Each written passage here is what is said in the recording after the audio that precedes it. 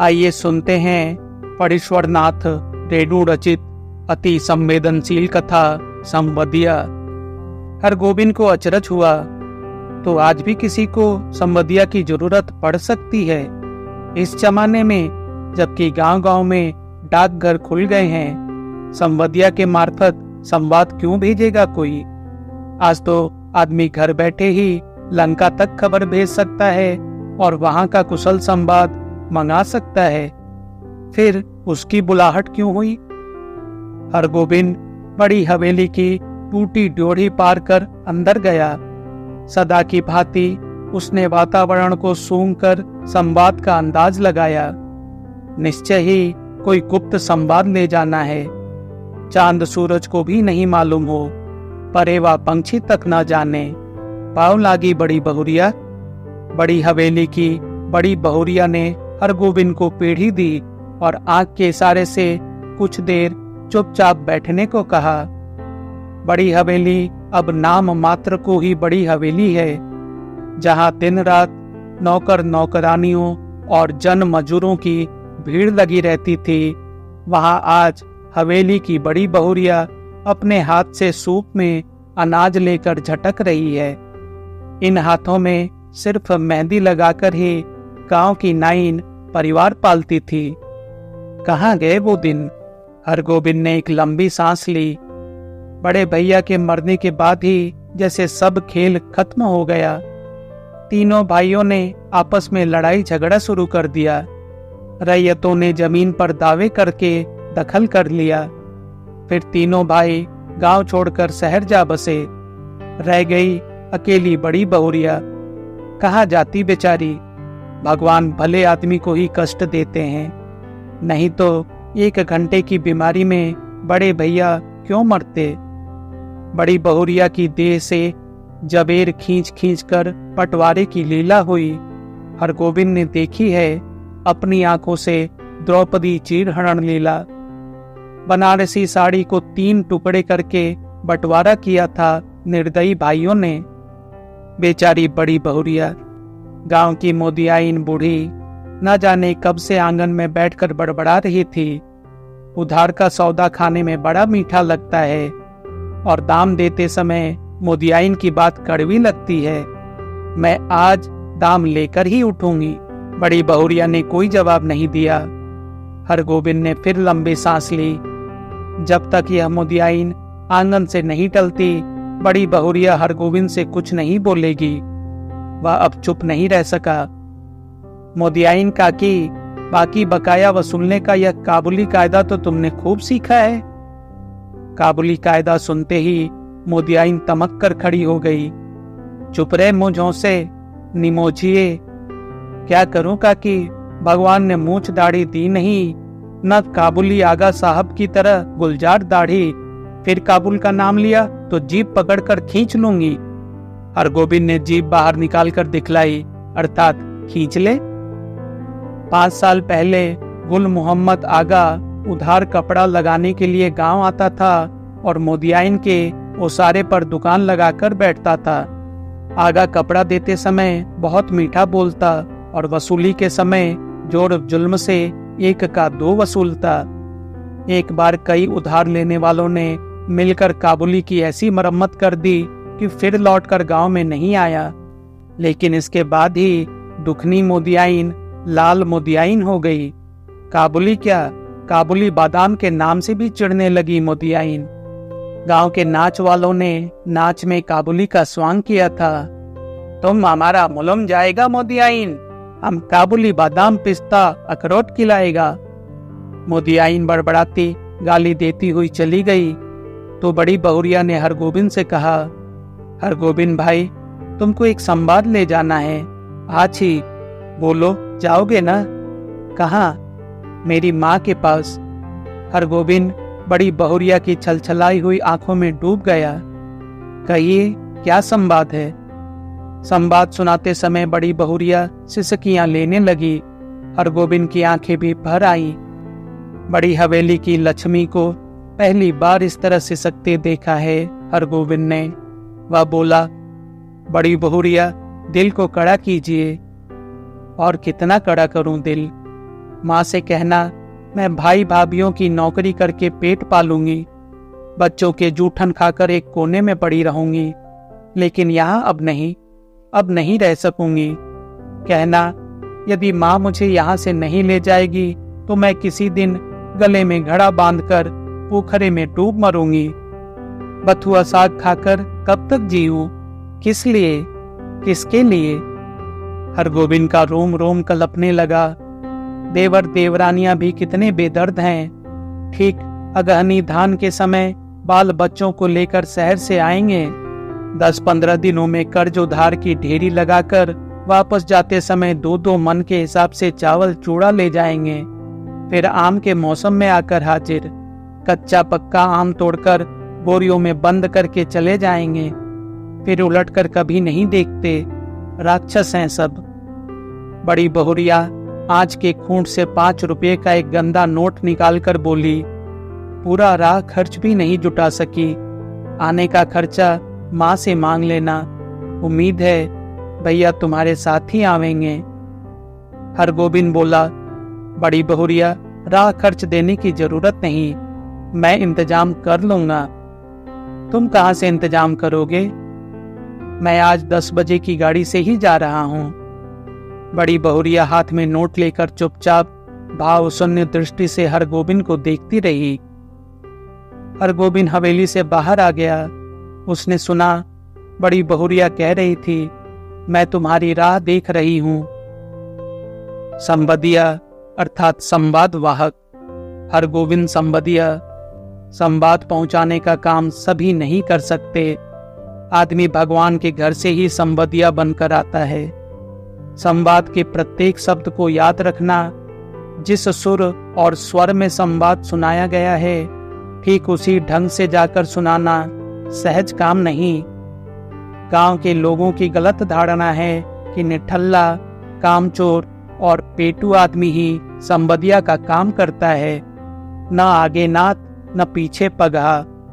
बिना मजदूरी लिए ही जो गांव-गांव संवाद पहुंचावे उसको और क्या कहेंगे? औरतों का गुलाम। जरा सी मीठी बोली सुनकर ही नशे में आ जाए, ऐसे मर्द को भी भला मर्द कहेंगे।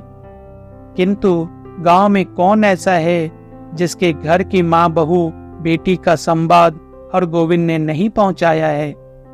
लेकिन ऐसा संवाद पहली बार ले जा रहा है वह। गाड़ी पर सवार होते ही हरगोविंद को पुराने दिनों और संवादों की याद आने लगी। एक करुण गीत की भूली हुई कड़ी फिर उसके कानों के पास गूंजने लगी। पहिया पढ़ूं दाढ़ी धरूं, हमरी संवाद ले ले जाहू रे संबदिया।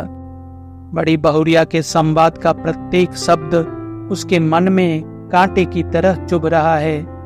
किसके भरोसे यहाँ रहूंगी? एक नौकर था, वह भी कल भाग गया। गाय खूंटे से बंधी भूखी प्यासी ही कर रही है। मैं किसके लिए इतना दुख झेलूं? हरगोविंद ने अपने पास बैठे हुए एक यात्री से पूछा, क्यों भाई साहब, थाना बेहपुर में सभी गाड़ियां रुकती हैं या नहीं? यात्री ने मानो कुड़कर कहा, थाना बेहपुर में सभी गाड़ियां रुकती हैं। हरगोविंद ने भांप लिया, यह आदमी चिड़चिड़े स्वभाव का है, इससे कोई बातचीत नहीं जमेगी। वह फिर बड़ी बहुरिया के संवाद को मन ही मन दोहराने लगा, लेकिन संवाद सुनाते समय वह अपने कलेजे को कैसे संभाल सकेगा? बड़ी बहुरिया संवाद कहते समय जहां जहां रोई है वहां भी रोएगा। कटिहार जंक्शन पहुंचकर उसने देखा 15-20 साल में बहुत कुछ बदल गया है। अब स्टेशन पर उतरकर किसी से कुछ पूछने की कोई जरूरत नहीं। गाड़ी पहुंची और तुरंत भोंपे से आवाज अपने आप निकलने लगी। थाना बेहपुर, खगड़िया और बरौनी जाने वाली यात्री 3 नंबर प्लेटफॉर्म पर चले जाएं, गाड़ी लगी हुई है। हरगोविंद प्रसन्न हुआ। कटिहार पहुंचने के बाद ही मालूम होता है कि सचमुच सुराज हुआ है। इसके पहले कटिहार पहुंचकर किस गाड़ी में चढ़ें और किधर जाएं, इस पूछताछ में ही कितनी बार उसकी गाड़ी छूट गई है। गाड़ी बदलने के बाद फिर बड़ी बहुरिया का करुण मुखड़ा उसकी आंखों के सामने उभर गया। हरगोविंद भाई, माँ से कहना भगवान ने आंखें फेर ली, लेकिन मेरी माँ तो है। किस लिए, किसके लिए? मैं बथुआ की साग खाकर कब तक जीऊं? थाना बेहपुर स्टेशन पर जब गाड़ी पहुंची तो हरगोविंद का जी भारी हो गया। इसके पहले भी कई भला बुरा संवाद लेकर वह इस गांव में आया है, कभी ऐसा नहीं हुआ। उसके पैर गांव की ओर बढ़ ही नहीं रहे थे। इसी पगडंडी से बड़ी बहुरिया अपने मैके लौट आवेंगी, गांव छोड़ चली आवेंगी, फिर कभी नहीं जाएगी। हरगोविंद का मन कलपने लगा, तब गांव में क्या रह जाएगा? गांव की लक्ष्मी ही गांव छोड़कर चली आवेगी। किस मुंह से वह ऐसा संवाद सुनाएगा? कैसे कहेगा कि बड़ी बहुरिया बथुआ साग खाकर गुजर कर रही है? सुनने वाले हरगोविंद के गांव का नाम लेकर थूकेंगे। कैसा गांव है जहां लक्ष्मी जैसी बहुरिया दुख भोग रही है? अनिच्छापूर्वक हरगोविंद ने गांव में प्रवेश किया। हरगोविंद को देखते ही गांव के लोगों ने पहचान लिया। जलालगढ़ गांव का संबदिया आया है, न जाने क्या संवाद लेकर आया है। राम राम भाई, कहो कुशल समाचार ठीक है ना? राम राम भैया जी, भगवान की दया से सब आनंदी है। उधर पानी बूंदी पड़ा है? बड़ी बहुरिया के बड़े भाई ने पहले हरगोविंद को नहीं पहचाना। हरगोविंद ने अपना परिचय दिया तो उन्होंने सबसे पहले अपनी बहन का समाचार पूछा। दीदी कैसी हैं? भगवान की दया से सब राजी खुशी हैं। मुंह हाथ धोने के बाद हरगोविंद की बुलाहट आंगन में हुई। अब हरगोविंद कांपने लगा, उसका कलेजा धड़कने लगा। ऐसा तो कभी नहीं हुआ। बड़ी बहुरिया की छलछलाई हुई आंखें, सिसकियों से भरा हुआ संवाद। उसने बड़ी बहुरिया की बूढ़ी माता को पांव लागी की। बूढ़ी माता ने पूछा, कहो बेटा क्या समाचार है? माई जी, आपके आशीर्वाद से सब ठीक है। कोई संवाद है? संवाद? जी, संवाद तो कोई नहीं। मैं कल सिरसिया गांव आया था, सो सोचा कि एक बार चलकर आप लोगों का दर्शन कर लूं। बूढ़ी माता हरगोविंद की बात सुनकर कुछ उदास सी हो गई। तो तुम कोई संवाद लेकर नहीं आए हो? जी नहीं, कोई संवाद नहीं। ऐसे बड़ी बहुरिया ने कहा है कि यदि छुट्टी हुई तो दशहरा के समय गंगा जी के मेले में आकर माँ से भेंट मुलाकात कर जाऊंगी। बूढ़ी माता चुप रही। हरगोविंद बोला, छुट्टी कैसे मिले? सारी गृहस्थी बड़ी बहुरिया के ऊपर ही है। बूढ़ी माता बोली, मैं तो बबुआ से कह रही थी कि जाकर दीदी को लिवा लाओ, यहीं रहेगी। वहां अब क्या रह गया है? जमीन जायदाद तो सब चली ही गई। तीनों देवर अब शहर में जाकर बस गए हैं, कोई खोज खबर भी नहीं लेते। मेरी बेटी अकेली। नहीं माई जी, जमीन जायदाद अभी भी कुछ कम नहीं है, जो है वही बहुत है। टूट भी गई है तो आखिर बड़ी हवेली ही है, सवांग नहीं है, यह बात ठीक है। मगर बड़ी बहुरिया का तो सारा गांव ही परिवार है। हमारे गांव की लक्ष्मी है बड़ी बहुरिया। गांव की लक्ष्मी गांव को छोड़कर शहर कैसे जाएंगी? यो देवर लोग हर बार आकर ले जाने की जिद करते हैं। बूढ़ी माता ने अपने हाथ हरगोविंद को जलपान लाकर दिया। पहले थोड़ा जलपान कर लो बबुआ। जलपान करते समय हरगोविंद को लगा बड़ी बहुरिया दालान पर बैठी उसकी राह देख रही है, भूखी प्यासी। रात में भोजन करते समय भी बड़ी बहुरिया मानो सामने आकर बैठ गई। कर्ज उधार अब कोई देते नहीं, एक पेट तो कुत्ता भी पालता है, लेकिन मैं माँ से कहना। हरगोविंद ने थाली की ओर देखा। भात, दाल, 3 किस्म की भाजी, घी, पापड़, अचार। बड़ी बहुरिया बथुआ साग उबाल कर खा रही होगी। बूढ़ी माता ने कहा, क्यों बबुआ, खाते क्यों नहीं? माई जी, पेट भर जलपान जो कर लिया है। अरे जवान आदमी तो 5 बार जलपान करके भी 1 थाल भात खाता है। हरगोविंद ने कुछ नहीं खाया, खाया नहीं गया। संबदिया डटकर खाता है और अफर कर सोता है, किंतु हरगोविंद को नींद नहीं आ रही है। यह उसने क्या किया? क्या कर दिया? वह किस लिए आया था? वह झूठ क्यों बोला? नहीं नहीं, सुबह उठते ही वह बूढ़ी माता को बड़ी बहुरिया का सही संवाद सुना देगा, अक्षर अक्षर। माए जी, आपकी इकलौती बेटी बहुत कष्ट में है। आज ही किसी को भेजकर बुलवा लीजिए, नहीं तो वह सचमुच कुछ कर बैठेगी। आखिर किसके लिए वह इतना सहेगी? बड़ी बहुरिया ने कहा है, भाभी के बच्चों के जूठन खाकर वह एक कोने में पड़ी रहेगी। रात भर हरगोविंद को नींद नहीं आई। आंखों के सामने बड़ी बहुरिया बैठी रही, सिसकती, आंसू पोंछती हुई। सुबह उठकर उसने दिल को कड़ा किया। वह संबदिया है, उसका काम है सही सही संवाद पहुंचाना। वह बड़ी बहुरिया का संवाद सुनाने के लिए बूढ़ी माता के पास जा बैठा। बूढ़ी माता ने पूछा, क्या है बबुआ, कुछ कहोगे? माए जी, मुझे इसी गाड़ी से वापस जाना होगा, कई दिन हो गए। अरे इतनी जल्दी क्या है, एक आध दिन रहकर मेहमानी कर लो। नहीं माए जी, इस बार आज्ञा दीजिए, दशहरा में मैं भी बड़ी बहुरिया के साथ आऊंगा, तब डटकर 15 दिनों तक मेहमानी करूंगा। बूढ़ी माता बोली, ऐसा जल्दी थी तो आए ही क्यों? सोचा था बिटिया के लिए दही चूड़ा भेजूंगी, सो दही तो नहीं हो सका आज। थोड़ा चूड़ा है बासमती धान का, लेते जाओ।